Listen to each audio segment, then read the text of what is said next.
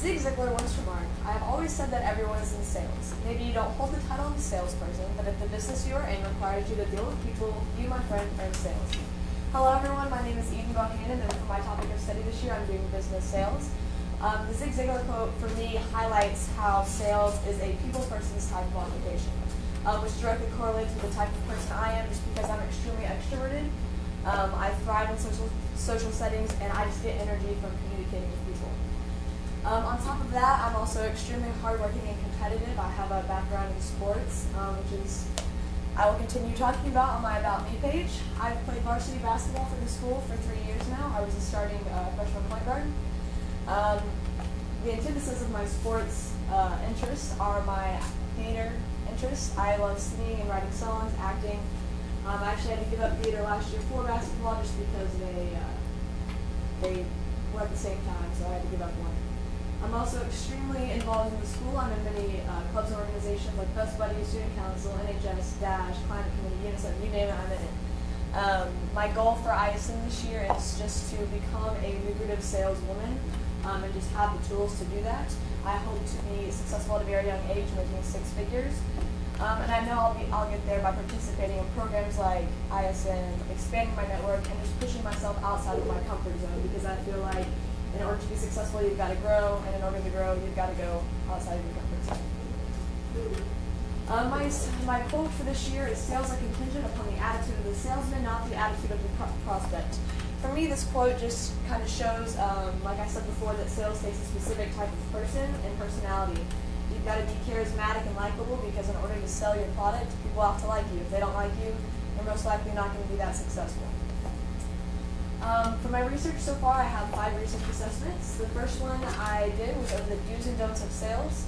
The major points in this, well, the first one was that you should always negotiate with the person who's going to sign the paper. Don't spend too much time negotiating with the person that doesn't make the final decision, because a lot of things can get lost in translation as they communicate what you said to the person, and that a lot of deals just go dead by that. It's also important to be flexible and patient. Make your clients feel at ease. You're not trying to rush them. Make them feel comfortable with the sale. And also, it's important to research your clients. You have to know how they are used to doing business, the history, because that way you are able to better understand how you should sell to them. The second research assessment I did was over sales managers. This basically just kind of provided me perspective on what a humbling job being a sales manager is. It's extremely hard work, and you have to know how to deal with and communicate to multiple personalities. You have to kind of be a mentor, a teacher, a mom, a dad, a problem solver. You have to kind of teach them, and then you also have to correct them. You also have to encourage them. So you got to be able to deal with all kinds of people that learn in all kinds of different ways. The third assessment I did was over the 3 biggest challenges of sales reps. This was probably the most insightful assessment I did, just because it gave me perspective on what I would be encountering as I entered my sales career. The first challenge was the training process. I learned that a lot of companies are actually losing money the first couple months of hiring someone new, because they're having to pay them, but they're not getting any revenue from the sales they're making because they're still learning. So the faster the training process, the more beneficial it is for the company. The second most challenging thing was the efficiency of the work environment. It's important to have fun in your job, I believe. If you don't know what you're doing, then there's no point in doing it. But at the same time, you have to know when's enough fun and when you need to get to work. So this one kind of just covered that. And also, sales, believe it or not, is very team involved. You have to be able to work with a large group of people. You all have to be on the same page. And a lot of times that is not the case. The last most important challenge, I would say, is personalizing the client relationship. Each client you have is going to be extremely unique. You've got to know how to communicate with them. You've got to make them feel special. You can't make them feel like they're just another one of your clients. The fourth assessment I did was over the UNT trip. This kind of gave me a realistic expectation of what college was going to be like, which I liked, because I've always been kind of worried for college. Like, how am I going to sign up for classes, all that, and we kind of got to go through that whole process. My favorite class that I attended while doing this was a leadership class. While it doesn't directly correlate with sales, it was good to learn about servant leadership, because as I pursue my career, I'm probably going to move up in the ranks, sales manager and beyond. So you have to know how to be a different type of leader to different people. So that was really beneficial for me. My last assessment is over the 4 types of customers. There's the director, the analytical, the relator and the socializer. The director, basically, they need to be in control of the deal. They're extremely serious. They don't want to know about your personal life. They just want to get the deal done. You'll never screw this person over. The next is the analytical, and these are the number people. They need statistics, they need facts, figures. If you don't seem like you know what you're talking about, or you can't answer a lot of their questions, they shy away from the deal because you're not trustworthy to them at that point.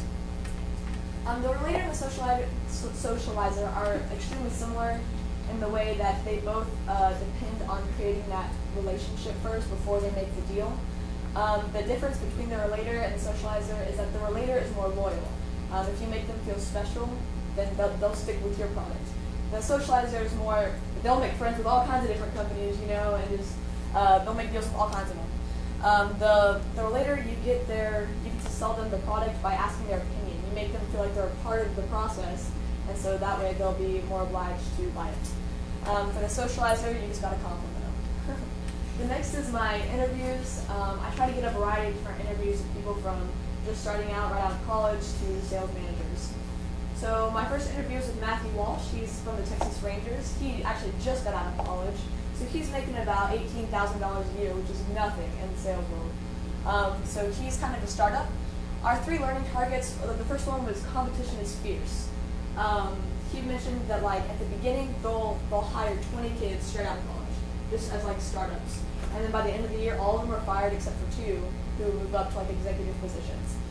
So you've got to be competitive, or else you're not going to last very long. He also stressed the importance of being hard work and dedicated. You have to be able to put in the extra hours, to show up a couple hours early or stay a couple hours late, anything that puts you ahead of your competition. And lastly, he talked about having thick skin. You're going to get told no a lot in sales, he said, so it's important not to take that home with you. You've got to just keep pushing on, keep motivating yourself, and get the next one. The next person I interviewed, his name was Matt Thompson. He actually works with my dad for the same company, so it was cool to kind of see that company from his perspective. He's been in the business for a long time, started kind of the same place Matt did, except he's more involved in IT sales, which is technology sales. The 3 main topics we talked about were identifying your motivators. His was money. He said that's the biggest motivator for him, just because the more sales you make, the more money you get. He also said it's important to be coachable. He's a sales manager, so from that perspective, he was able to tell me I've had employees that aren't coachable. They think they know everything, and so you get in there. I try to correct them, but they don't want to hear anything I have to say. I have to fire them because they're not working with my process with my sales team. The last thing is teamwork. When I was going into sales, I didn't realize it was like a team atmosphere. I thought one person you have to beat all your colleagues, and that's how you get promoted. It's actually not the case. You have to be able to work with people really well, and that just creates a better environment. My next interview was with Randy Deskamp, and he works for BMW Plano. He's also extremely experienced, and his success story was kind of interesting because he started from the bottom. He actually started making the cars. He got his degree in mechanical engineering, and he worked his way up as he decided what he would like to do more. He talked about customer relations. He said people.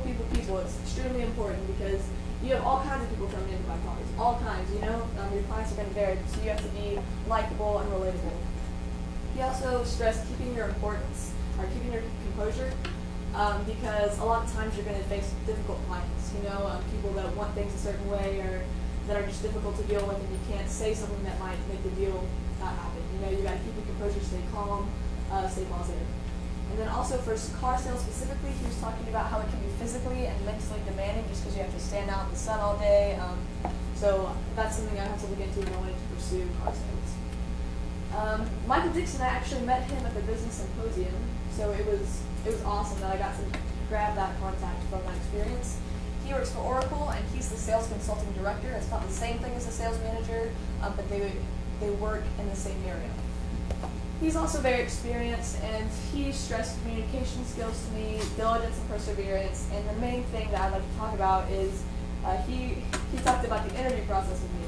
He shared a lot of stories as far as success stories, failures, and gave me some tips on my resume, which was cool because he's the only one that's actually said something about my resume, and he said it's really important that your resume, all the little details are right where they need to be. He say, because the more detailed and organized you are, that is a direct reflection of who you are as a person. So if your resume looks sloppy, or there's just little, even the smallest little details, every little thing reflects maybe how organized or detailed you are. And then my last interview was with Jenna Brantley, and she actually ended up being my mentor. She works for the Texas Legends, just recently moved from the Dallas Cowboys, but she's been in the sports side of sales her entire life. I think we connected the most just because she's also an athlete, played college basketball, high school basketball, and we also had a lot of the same opinions on different things just about life. I was able to just talk to her, and it was very comfortable and natural.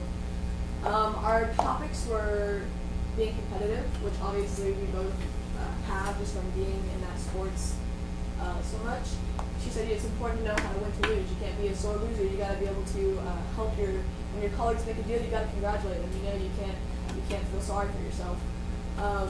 Also integrity. I didn't realize that there are actually many ways in sales that you can be dishonest to improve your sales, whether it's calling your colleagues clients or anything like that. She said that's extremely frowned upon, and there's been instances, she's like, when I was in my early stages, I was desperate and I did some of these things. She said, I'm not proud of them, don't do them.